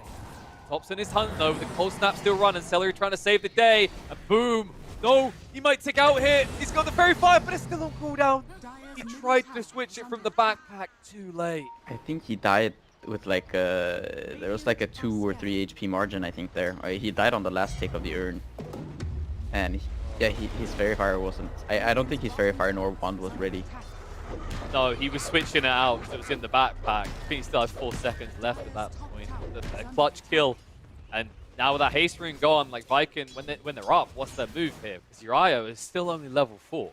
So there's no cheeky reload play that's going to happen in the next 1 or 2 minutes. Yeah, you really want to get this IO to level 6. You see already that the gyro is suffering in terms of levels quite heavily. Also, gold, same thing goes there. And all of OG's scores they're finding what they want here. Seb's already queuing up the Blink Dagger as his first item. And do you think this comes back to that interception of the stacks, right? Where OG obviously got more XP out of it. Without those extra stacks, you know, if that was there, Celery's probably at 6 by now, Shad's probably up at 8, and then they're looking at a rotation of their own. They are rotating still though, they find Seb. Dire's top tower is under attack. They should secure the bot tower for Viking, so now they can actually get a little bit of extra gold in the pocket of the gyro. Yeah, some much needed kill there for Viking. There's gonna be a quick smoke though by OG. I think this was spotted by wards and heroes. There's Go in though, they'll still find something. Ramus has the disruption. We'll find a little bit of time. See if we can run this one off though. Just chase him down. The battery assault there, he's gone. And they're gonna be able to protect this bottom tower. And mid one has queued up the Battle Fury here. So going for that, you know, more carry heavy position 1 Monkey King build. Yeah, because we've been seeing a lot of Ags on Monkey Kings recently, because it helps speed up your farm, right? But it also has maybe more aggressive use than a Battle Fury. Yeah, the thing is, he is the kind of real position 1 in this game though. So it's understandable to some extent that he wants to go for this Battle Fury. You want to have one hero that fully scales, you know, as a kind of a right-clicking, a physical DPSer. Thompson's gone for more stuns. You don't need to have in this game. Seeing a lot more on the odd core here and there, just giving that extra like accelerant, take down towers, of course the stats are good as well. I guess you do have the means of holding in place to hit the meteor hammer as well. Yeah, I mean, OG have some very, very good control in this game. They've got the ET, they have the Clockwork, they have Invoker Enigma, all of these heroes with massive control. Some less controls coming in to play. Aramis gets the disruption out again to dodge out the EMP. Boom is here. LSA just about clips on the no-tail, but Monkey can arrive, the black hole comes out. They'll turn 1 kill into 2. They've got damn magicians here. Once again, getting some high-value targets out that black hole. That was the blink reveal, but every time Viking step up, being pushed back. Yeah, and I really like what Seb is doing here with the black hole. He's just, whenever he sees a core or any hero that just walks up, he just immediately jumps and just uses the black hole. And I think it's definitely the right approach at this point of the game.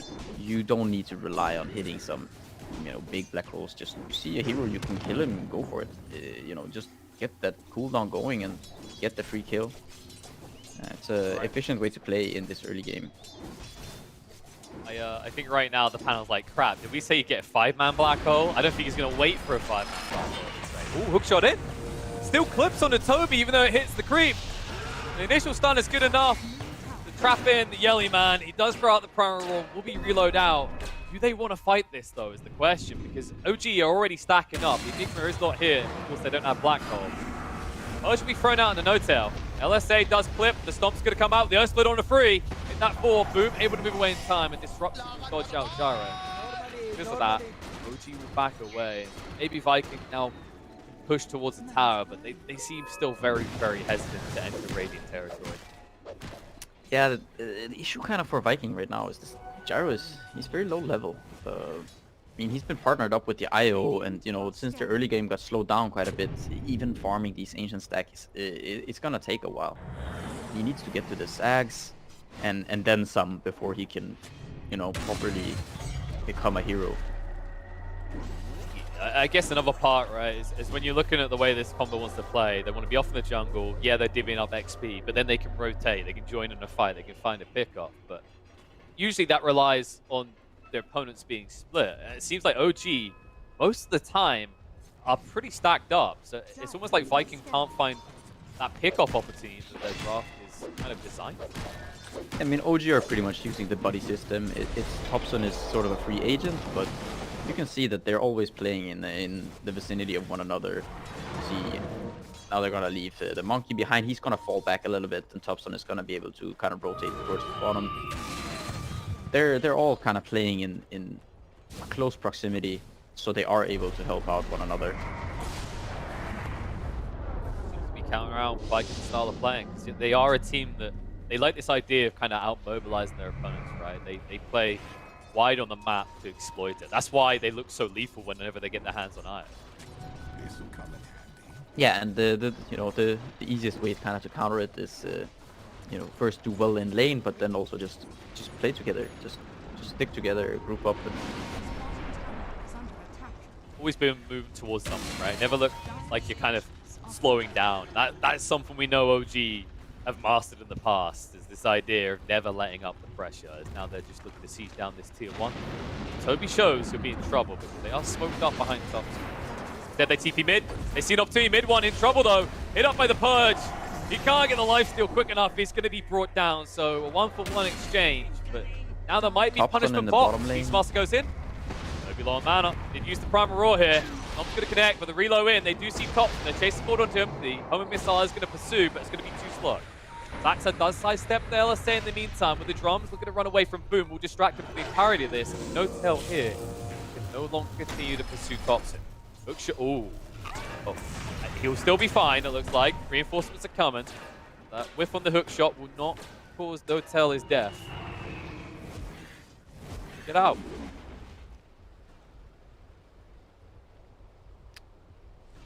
Yeah, they managed to find the mid one, which is of course quite the big pick. He's the highest most farmed hero. And he just completed Battle Fury as well, so that's going to be a little bit of a rough experience. But now that he has it, he can begin to accelerate. I guess the real concern is that he's already ahead of Shad, who is a Gyro with an IO in this game. Yeah, he's just gonna find his eggs now though, so his farming should pick up a little bit here, and he's going into this BKB next. But I do feel that this Gyro, he needs quite a few more items before he really becomes sort of anything in this game here. They might be forced to do with what they have though at this rate. You see OG, they're kind of spurring up the go again. They have got the black hole. So, you know, at least with that Axe the Shad has, you mentioned, he can now dish out a little bit of damage, but these right clicks don't really spook Seb. Once again, it's just a case of like, where can Viking strike? You saw Toby, he was trying to find a sniper out on Thompson, but Thompson so far has been incredibly elusive. 3-0-3 on this game at this point. Yeah, he's sort of redeeming himself from that last one. He's like, don't give me Puck anymore, just give me Invoker, you know. Back to the Thompson of old. That does sound good, considering that would be a Thompson's 1-2 TIs. If you give that type of performance in this one, he's at least off to a good start in this game. Makes me wonder, if we just get kind of like this very diplomatic gentleman's agreement to go farm for the next 10 minutes where neither team finds a big pick, who profits more? OG, definitely. I mean, they have the Enigma uncountered this game. There's a Roar, but you know, at some point you get a Lincoln's, get your BKB, refresher, etc. This Enigma is... He's going to be able to use Black Hole freely, and that's going to be a very big issue for Viking. They need to be the ones kind of pushing the tempo in this one, which is very difficult to do when you are behind. You're relying a lot on Boom in that situation, but as the panel mentioned, this is not the easiest Alina games, right? You think about the heroes you're up against. If you misstep once, you're just gonna disappear. Yeah, even if you don't misstep, you know, you still might just be the victim of a Monkey King or Clockwork or Invoker, random flying spells. Just a very difficult Alina game indeed. That BKB is a must, pretty much. Exactly, he's committing into this kind of right-click idea as the game goes on, though. So BKB and then you've got MKB queued up after that. That's maybe one advantage they could have in that late game is, yeah, there's these black holes, but you know, in terms of your physical output, you're going to be very reliant on mid-1 to do all of the heavy lifting. Yeah, potentially Thompson can start to scale, you know, semi-scale with the Alacrity talent at level 20, but it's quite far away. And yeah, and usually you just kind of, we see a lot of Invokers, they choose to kind of go about a route of buffing up their real carry, right? Oh, no, Aramis. A little free meal found, keeps 4 seconds out on the TP. Well, you can at least look at it as wasted time for OG as they don't find any bigger pick in the meantime. I think Aramis has tanked like, what, 4 or 5 hooks this game. He's just constantly the target Bodyguard. from no tail. Maybe soon we'll see Viking actually look to get aggressive themselves, because Toby almost has the Blink Dagger, and the BKB is just one component out for Shad, and I feel like that might be their go time, right, where they have to try and make a move. Or, as you mentioned, OG with this uncounted Enigma are going to scale better. Yeah, and you look at what Seb has already queued up, also being up there in the net worth. I mean, he's doing a very good job at just keeping up with the farm. He's got the Blink BKB. No need for this mech type of build against these heroes, you know. Just you're not gonna sustain through all the damage anyways. Just go for this Blink Black Hole. You get the Lincolns and you are uncountered. You don't anymore have to rely on. They found him. Oh, nice filler out. Big time to dodge it. That Enigma you mentioned, he's on his way. He wants to see him slip up here and he wants to capitalize on it. He's come back in a sec. Purge is thrown out in the mid one, but the timing will stun up and kill off Io. The cooldown. BKB got forced out of Seb though. Meanwhile, they will find Toby on the other side of the fight while all that's happening. So they're so busy poking and prodding at Seb, they're so reluctant to commit hard. Ends up costing them a second kill inside of Viking. That might cost them more. EDO hammer. Ba-dum. Straight into Boom's face. The chase forward, Boundless Strike, the long shtick is able to hit. The movement forward, disruption buys maybe 2 more seconds, but Lena's in trouble. She's gone. Guys, trying to pressure. It's just, like you mentioned it before, Gyro, it feels like he's so many items off being a point where he matters, where OG actually cares about him in these fights. Yeah, and OG are starting to give them, you know, some sort of a kind of a revenge, yeah, for that last game. You can see Thompson obviously having a great game so far. He's been involved in 11 out of 15 kills. He's got the axe, the meteor hammer. Yeah, I'm liking this Meteor Hammer and Invoker more than the Tide Hunters with Simple. Definitely getting a lot of value out of this. Quick Roche. They're going to be too late to try and intercept this at all. They are smoked up, but there's no way in hell you're getting in the pit quick enough. And the Black Hole still available is the big threat that's got to scare you. And you gotta slow down a bit. Roche. And you go in, Primal Roar thrown out. Found the strike.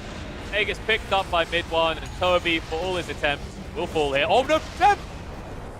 That wasn't the quickest cancel of the Black Hole. We definitely all saw that. He'll go for a TP away. A lot of damage from the creeps, but not enough to kill him off. Thompson is, however, left behind. With the dust reveal, he's going to fall to Shad.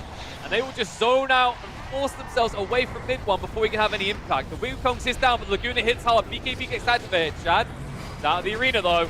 Hotel standing his ground against this. A lot of heals coming out from Celery. Will find one kill mid one. Can't get the boundless on the two. Moves forward to the Boomer's disruption. Dodges it out, and Aramis is going to live, but mid one going down the once, and it looks like maybe twice. They've got LSA. They'll zone away the reinforcements to make sure there's no ET stomp, and they will stomp mid one's face into the dirt. Yeah, finally they managed to get this good fight. I like Shad's kind of maneuvering in that fight there. He runs in, baits out the Black Hole from Seb, just walks back out again. They immediately, I mean, they start the fight by killing Thompson. And I'm almost surprised he didn't kind of try a buybacker there or something. Radiant structures are fortified. But yeah, I mean, they take a very nice fight. They managed to get mid one twice there, wasting one of his BKB charges. Maybe Thompson thought most of my useful spells are on cooldown. I don't know if I want to do this right now. Seb, on. And then this is how you start to triple OG. We said Viking want pickoffs, and when you hemorrhage kills and you come in slow like this, that's what's going to happen. No Tail the hook shot to interrupt the stun follow-up, but Sax is already dead. They might lose more here. No Tail in the trees, trying to move away. The creep's going to chase onto him. Thompson fighting with a Shadow Demon possible right now, and he's just about winning, but the reinforcements coming in means it's going to be a trade, and a bad one at that. There's 3 more heroes fall for the side of OG, and all it costs Viking or Aramis' life. They might find more if you're not careful. I mean, No Tail, if he shows in this mid lane, this was the thing we talked about. Both sides are like this. If they see one sign of weakness, they will not let up. Yeah, and Aramis, he's already sitting at 8. That's, 7 prior to this. It's what's another one gonna do, really? They managed to get a kill on... salute. They killed Thompson twice now in the time span of just, a little over a minute. Well, plus the time it takes for him to respawn. Yeah, they're starting to find some very important kills here onto all the cores. And Gyro now he's going for this basher here, which is quite interesting, because this is going to be one way that you can cancel this Black Hole. If the Nigma is jumping and there are no kind of creeps in there, then it's quite likely that you are going to get bashed at some point. And if there's a Black Hole going on, a lot of their heroes don't really want to go in it as well, right, to hit the targets. Usually it'll be the Monkey King, and the rest are like set back in case something goes wrong. So likely he will get those bastions. Autopilot mode, I like to call it. I'm Black Hole anyway. Might as well just let the AI do it for me. Now all of a sudden Shad is quite spooky. He's got 2k HP, he's got the BKB, he's always got the IO, and I guess the real question is, like, how does OG kind of pierce to the backline here? Saxa, he's gonna get it. He steals the Paladin Sword. Oh. That's a very, very big item for... I mean, it would have been a huge item for Viking, but now it's gonna be for OG instead. It's an amazing pass me down as well, right? Like when Shad decides he doesn't want it anymore, you stick it on Celery. That's even more regen, but for now, that's going to be a big pain in the ass. And maybe, yeah, the Monkey King even has it in his possession now. Prime War's going to come out. Thompson! Whoopsie! 5 heroes. All right, how long was he alive that time before he died? I think he was at least alive over a minute. I think that was more like 2 at least. Respectable. He's improving. Although his net worth is not, as he's almost behind the Beast Master now. He's been having quite the awkward game, but in the last few fights, Toby, I mean, he's been the simple initiation, right? I remember the panel was saying that they were maybe concerned about the not cheap stunts, but these high-value stunts are working out. Toby does get hook shots. What? Seb? Oh no, Seb! He does the same thing again! Shad just sidesteps the Black Hole, and Shad will chase in. He says, blood must be spilt for that mistake. The bash? Mid-one The will bash? just TP away. No bash is going to be there, but doesn't really matter. Everything again from OG. And Chad, he's found the counter to Nigma. You just click away from him. It's that simple. Yeah, twice now he's just kind of walked out of the black hole range. He's baiting Cataclysm. I've got to do all that much, and Thompson might Pretty be much nothing. Oh, trouble again. That was not a minute. That was way less. And now it's all of a sudden Viking who are on the up and up. Did they just try, did you try for an end here is what I'm thinking, because there's no black hole anymore. There's no Wukong. There's nothing on the side of OG. I think they might just. They are just going to go for it here. I think this is very difficult to do against the ET Clockwork. You're going to get spammed down quite a bit, but They're dodging out. I mean, after they dodged the Cataclysm, but now they can't dodge the hook shot. LSA comes out in a no-tail, though. He's the one who gets punished. And they'll move forward and said BKB will achieve nothing as they'll run him down with the clicks. They know he has nothing to threaten, and the primary rule will ensure that he can't run away. Mid-one, he wishes this fight was on the sides, but the trees are, so he can move in. He looks on the celery, does get the lifesteal up, kills off the ball. Aramis gets left behind. Buybacks are coming out, and Celery looks to arrive in the fight once more. I think Just you to make just sure really Jara want to get out gets away. here. I feel like this buyback from Celery was completely unnecessary. You forced the buyback from Seb. You dealt a lot of damage to these tier 4s, which is going to be quite uncomfortable for OG here, and you are completely in the driver's seat of this game now. It feels like things have really kind of switched in terms of pressure for Seb, right? You mentioned early on, any target's a good target for the black holes. Now, we're in a situation where if he doesn't get a godly redemption black hole, we could just see Viking go for the juggler to end the game. Yeah, I mean, now he has to deal with both Shad and Toby here. There is now the Abyssal onto the Gyrocopter. I think a very interesting build here. They are going to find Toby. Yes, exactly. They are going to find him. Now, the question is, this was the kind of downfall of OG's lead. 1-by-1 pickoffs. Can OG return the favor? Boom. Able to move away with the BKB. Cataclysm's on the mark. Shad with the BKB. Turns around, though. They bring down 2 already. Both supports on OG dead. Mid-one. The Abyssal stops the Wukongs. They've lost 4. They might lose 5. They ping where Seb is. They're hunting forward for him. They're just going to make sure he has no easy TP out as they hit him up with the poison. BKB TP out attempt. Bash? 1 bash would do it. No bashes though at all. But I mean, what's it for? You know, you've managed to get your big black hole out, but you are truly now 1 fight away from losing this game. No, for sure. Roche kind of will be the next point for these two teams to fight around.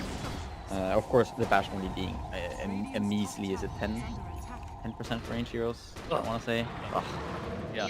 1 in 10. That's those Well, are I pretty picked sad melee numbers. heroes.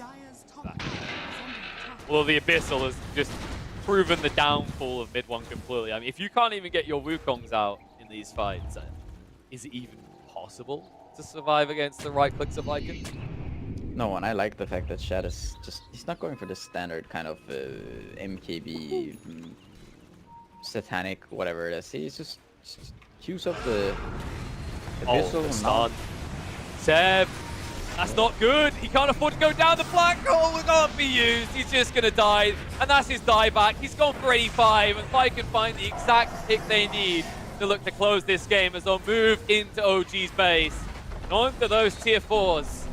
We may have just ended up arriving at the 2-0 ending of this. Mid-one gets the Wukongs down. Split it through, drags one in, the cuts around all over the place. Toby doesn't know if it's coming or going. Now he's going down for 70. Buyback will come out though. To arrive in the fight. Sax has got the magic immunity for the moment, but boom, zaps one up. Mid-one able to survive and move away for the moment. Sax doesn't have the same liberty. He's going to be ran down.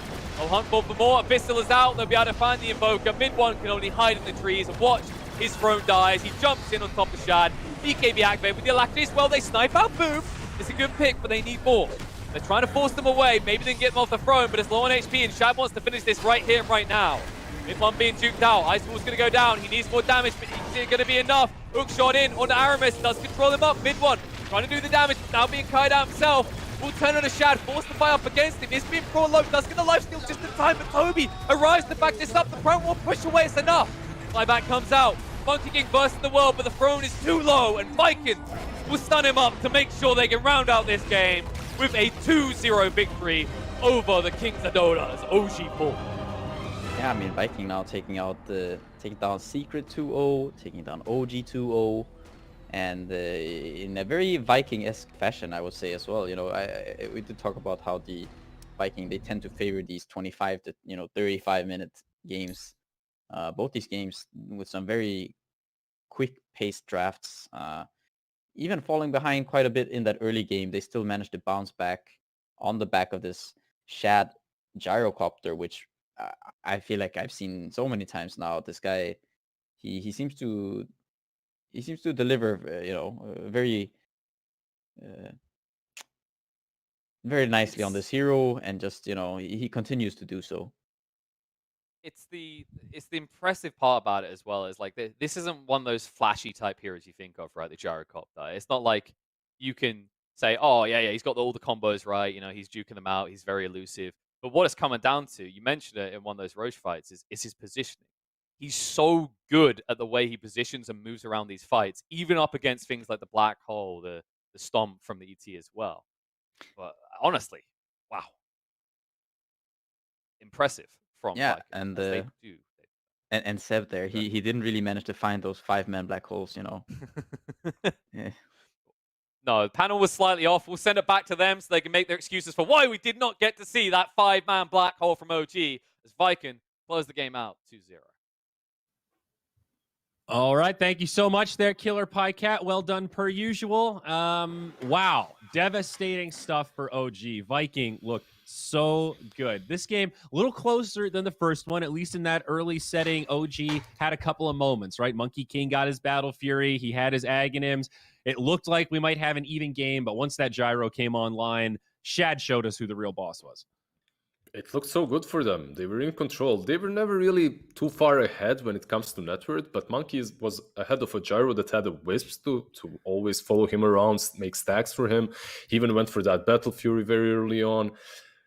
But Viking, they're just outplaying OG in these fights. Seb didn't have any 5-man, but he had 1 0-man black hole there by the end of the game as well. And those Roche fights around the Roche pit really didn't go OG's way at all. I think they really struggled when it came to keeping people in Wukong's arena. I think that was one of their biggest issues, because Monkey cannot do it on his own if he has Aghanims and Battle Fury, right? That's only farming and damage, but that's it. It doesn't contain them. And those black holes, they didn't happen. Yeah, no, exactly that. And you have to give props to OG. Their aggressive style, it really came into play, in which they built that lead. We have this Monkey King on top net worth, able to match up against this Aya Gyro, mainly because of the amount of space they had created on the map. But then you look on the flip side, look at how Viking, they were able to move around that pressure. They bided their time, and then they utilized their lineup around a big objective area that was Roshan. And that's where suddenly that kind of 13k lead, back around, Vikings now in control because of that one decisive fight. So yeah, it's just patience and discipline coming out from Viking to close out the second game. All right, boys. Well, we do have an interview. I'm excited to announce it's with one of the core players on Viking GG. We got Boom coming in to join us for a quick winners interview. Boom, can you hear us? Yep. Hello, can you hear me? I can hear you. You sound good, buddy. Congratulations on the very convincing win against OG. How's it feel? Yep, thanks a lot. I mean, feels good. I guess we kind of expected to win, so... Well, that's good. I'm glad you guys have that confidence, because you're now top of the group in this round robin. You're 4-0 in series. Were you guys feeling confident coming into this group stage? Because you've looked so damn good before this tournament, and you've continued to deliver now in your first 4 series. Yeah, we did. I think before this tournament, we played this BTS tournament, and I think we kind of found our playstyle, and we really understand how to play Dota right now. So yeah, I'm really happy with how we're playing, and we're confident. So before I hand it over to my 2 co-hosts here, excited or a little wary of the patch? Like, you guys are hot right now. You seem to have figured out this formula. The patch is going to drop pretty soon. Throw all of that into chaos, all these new changes. Are you similarly confident that you guys can figure out the new patch pretty quickly? I mean, not sure. It's always harder to figure it out as a team. But personally, I'm very excited for it, because this patch has been here for like a year or something. So it's like, yeah. Boys? Congratulations on the victory, man, versus OG 2-0. a small thing to do. That Doom performance was awesome. Now, I mean, I'm interested. What's more interesting for you and more enjoyable to play? Like a Doom stomping the game like that one, no matter the opponent, if it's OG, Nigma, or whatever, or these more like struggling games in which you have to think about 40 minutes in it, devise a strategy to win. Which one do you like? Your ruffle stomps or these, let's say, more cognitive games? I mean, game one was like so much fun for me. I was like laughing since I solo killed him for the first time. Yeah, I had so much fun in that game. We were just running it and they can't do anything to me. I mean, I guess it's more fun when you just run them over, right? Because you don't have to think a lot. I was just trying. Go ahead. Sorry. I was just trying to find a way to make him answer to how much did you enjoy that first game, without being too humble. It was fun. Was that you that called for the Doom, or was that a drafter big brain play? It was like, I think Doom is perfect here, and then you were kind of handed the hero. mean, I don't play Doom a lot, but it was a really free Doom game, so I just said go Doom. And I was so sad that it didn't show my stats at the start of the game, because I have like 10 wins in a row on Doom in pubs. So lost the dice roll. Have you prepared your tweet though for after this series? Because of course, you're trying to grow that social presence now. Have you prepared that absolute zinger, or not yet? Oh, not yet. I think I might just retweet the tweet from yesterday, to be honest. Ooh, that's powerful. It was a pretty good one, yeah. Drop that retweet right now. Get out of my game with the coffin emoji. Have you guys been trying to step up your social media presence, though? As a new team, you're putting up results, but I imagine you're still working on building up that brand, just getting that fan base to know who you guys are, what your play style is like. Is there any strategy with the social media? Are you coming out, with some hot takes anytime soon? Yeah, I mean, of course, we're trying to work on that because we're all like new players and we don't have none of us have a big following. So yeah, we're trying to do it.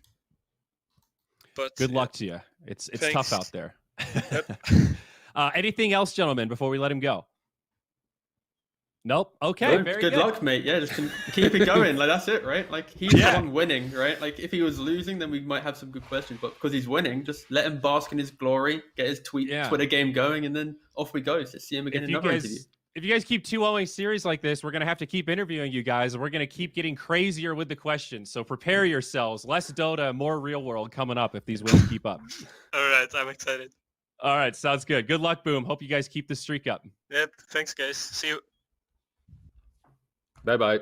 Awesome. Well, amazing. Finally get to hear from one of the core players on Viking GG. We've heard from Aramis. We've heard from Solari. Now we've just got Shad and Toby left to delve a little deeper into their psyches. But just wow. I mean, Viking GG. We've said it so many times, but an incredible storyline for this team. Excited to see where it all goes. It's really one of those things that most of us that have given up on the pro career we're hoping for, right? Like sticking with your friends and, well, not necessarily your best friends, but sticking with the people that you started with and making something happen out of that. Not selling out, not going to a different team, just keeping the band, together and actually accomplishing to prove that you can all play on tier 1 and that you can take down the big names. It's just fantastic stories so far from Viking. And doing it in Europe, right? The fact that they've, in a region that a lot of players would happily try and, dodge, they'd move to other regions. They're like, no, let's do this in this region. And it's always nice to see where they've come. And I think you touched on it in interviews, Ari. I'm excited to see how they do after the next big patch, though, because that's where the true kind of moment will come in. It's like, are they going to make their place as a tier 1 team if they can learn the patch quick enough to then be like the meta setters right now? Because this is very much the tail end of a patch. So of course everyone does catch up. So I'm really excited to see if Viking have that extra flair when the patch comes out as well. Me too. That'll be the real test and the real test. Patience until we see when that patch drops. It could be soon. We're getting towards the end of November. So we could be just, a week or two away. But enough about the upcoming patch. That's our first series today. We are going to have a break, a quick 2-0, so we'll have a full hour before this next series gets started. We've got Nigma versus Error 404. They'll be coming up next. And then we've got Secret versus Liquid as our final series today. So still a lot more Dota 2 to come. You get a break now, but come on back in an hour's time for this next series. EGB, your esports betting world. The only place to find the